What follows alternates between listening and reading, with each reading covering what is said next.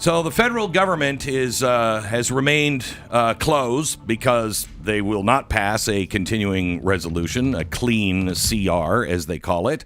And the responsibility of that failure falls directly on one of the two major parties, and that party is the Democrat Party.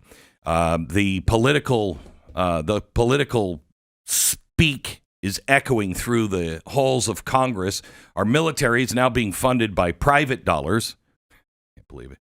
This week is the week our air traffic controllers will stop receiving a paycheck, and so we'll be at the mercy of those who are like, I'll work for free. And worst of all, deep in America's neighborhoods, children are going to go to bed hungry. Now, I am not a fan of big social programs. I think the welfare system that we have created in this country has done nothing for poverty, and all of the stats bear this out. 0 for poverty. In fact, it may have even gotten worse. But the party that purports to represent the weakest among us, the ones who are all like, they want your children to starve in the middle of the street. The ones who represent the weakest are the ones who are refusing to keep the lights on, or now to secure the food on the table for the poor and the vulnerable. Literally, the poorest among us, the children that they're always saying are going to starve to death, they are going to take the food out of their mouth.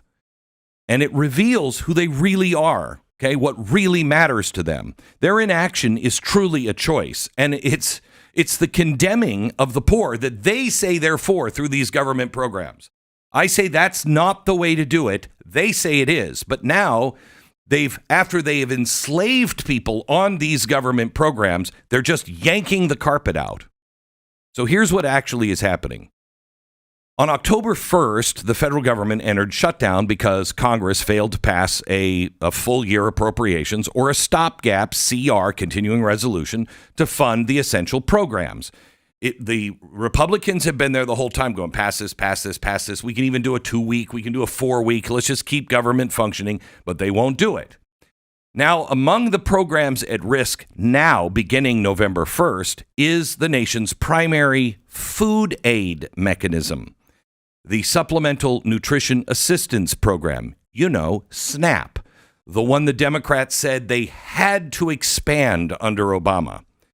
Now, according to the most recent data, SNAP is serving an average of 42 million people every single month. That's 12% of all of the people that live here in the United States in fiscal year 2024. Okay, 12%. And the U.S. Department of Agriculture has now said, okay, we don't have the contingency funds. The ones we do have can't legally be used to cover normal monthly SNAP benefits in the funding gap. The president has tried to do everything he can, but court system just keeps shutting him down. And I don't want to give the president more power to be able to do whatever he wants. Okay? Fund the government. Now, here's the implication. As early as next week, millions may no longer receive their benefits, or they will face a delay and a reduction. We know, because we've gone through this over and over again, these are always partisan standoffs. But we are now witnessing where the Democrats are weaponizing hunger. The SNAP program traces all of its roots back to the Democrats, the food stamp era of the 1960s and the 1970s. By 2020, it was helping over 40 million people. Now, the previous shutdowns have delayed benefits, okay, but not endangered the monthly food assistance to tens of millions of people directly. Shutdowns are supposed to be a bureaucratic interruption. That's why I celebrate shutdowns, okay? I don't want basic programs to be cut, but I do love the fact that we can look at the government and say, wow, a lot of you seem to be non-critical or non-essential employees. But now we have a shutdown that threatens to pull the food out from American children.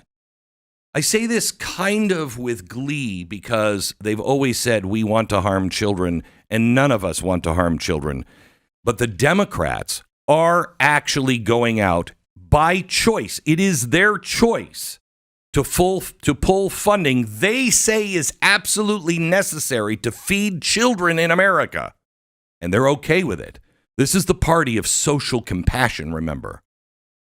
They have, in recent years, accused Republicans of refusing to negotiate, being unwilling to compromise on budgets, being unwilling to compromise on continuing resolutions, on just, at least funding the basic floor for the vulnerable. And yet, the Democrats are now leading us into the longest shutdown in our history. And they are knowingly using hungry children and babies to do it. And why are they doing it? Why are they doing it? Let's be honest. Chuck Schumer is doing it so he is not primaried by the left wing of his own party. That's what this is really all about. Okay? And this contradiction matters. When you accuse the other side of refusing to negotiate, yet withhold life support for children, your moral vacuum is a little stark and clear. Now, because of the shutdown, USDA warns 42 million individuals may not receive, SNAP benefits in November. In Texas alone, that means 3.4 million people who depend on SNAP are now being told the state is monitoring the situation, but the state of Texas may not be able to guarantee November benefits. And we're a state in good shape. Imagine what's going to happen in California or in Illinois. Virginia's governor has declared a state of an emergency in anticipation of the loss of federal food benefits. So what does this actually mean in human costs? Well, let's just take the Democrats' word for it. We know families are already living on the margin. Children are relying on the kindness of the system. The system is not kind. We've told you forever, the system it cannot love you. It doesn't care about you. The politicos in Washington, they don't actually care about you. And we are seeing this now with the Democrats. This means the food banks are going to be swamped, but the food banks are already low. Now, these are the ones who are bearing the burden of the political gains. Further, now listen to this, see who this might help. When food becomes scarce for families, what happens? Stress rises. That means if you have stress, that means you're going to have more suicides, more sick people, more people using the hospitals. Theft is going to increase, and public unrest may brew. Gee, now who would want that except all of those Democrats who are already sowing the seeds of revolution, pushing for chaos in the streets, and taking officers off the field while putting criminals back into the game? The seeds of desperation have been sown by this party. And what are they doing? They're turning up the heat. And then what does this mean? If the government doesn't pay for it, that means the states have to pay for it, which will make all of our states more vulnerable because they'll all have to dip into their rainy day fund. Which makes what? All of our states more vulnerable to collapse. All so Chuck Schumer isn't primaried. You can't wait for political restoration when one of the political parties does not want restoration. One party is not looking for common sense. In fact, one party is pushing for shooting those you disagree with while funding color revolutions in our own cities. While everybody is trying to stop this one guy, Mellon, who is sending a check for $130 million to pay for our military, all the shortfall for our military, $130 million personally coming out of his paycheck. What are they doing? They're spending almost $300 million on a No Kings rally. Which one is in favor of America and which one's not? You can't rely on a party that refuses to pass a clean funding bill when they actually say out loud all the time that the ends justify the means. By the way, for those who don't get that, maybe you soon will. The ends justify the means. What does that mean? Well, to clarify, it's playing out right now that it is okay for people to suffer. It's okay if your plane is delayed or canceled in the next few days.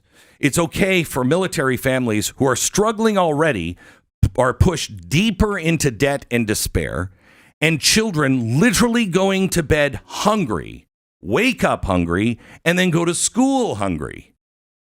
They know what's at stake, but at their plans, their goals, their primary election is more important.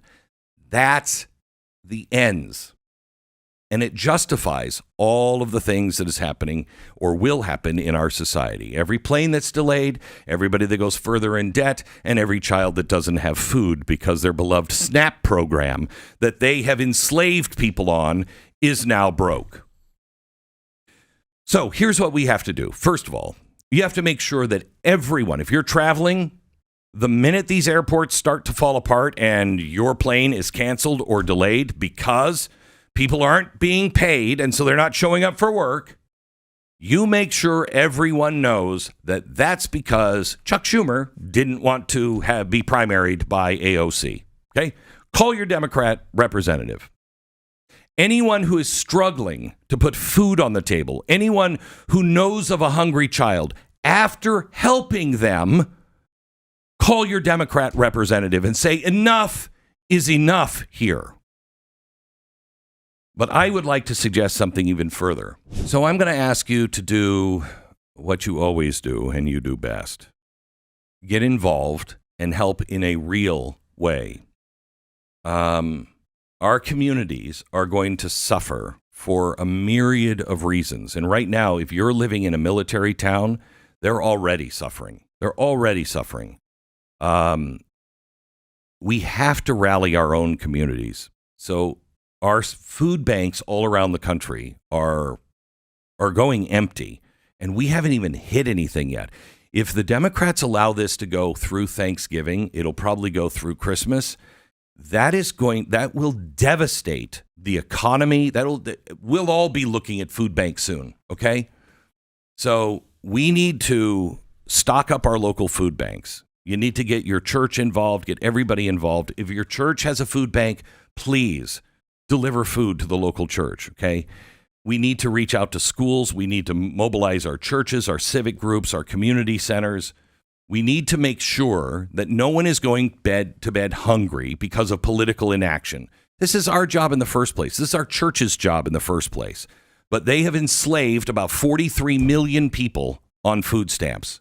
It's got to stop. It has to stop. But you don't take a heroin user and like, oh, no more heroin for you.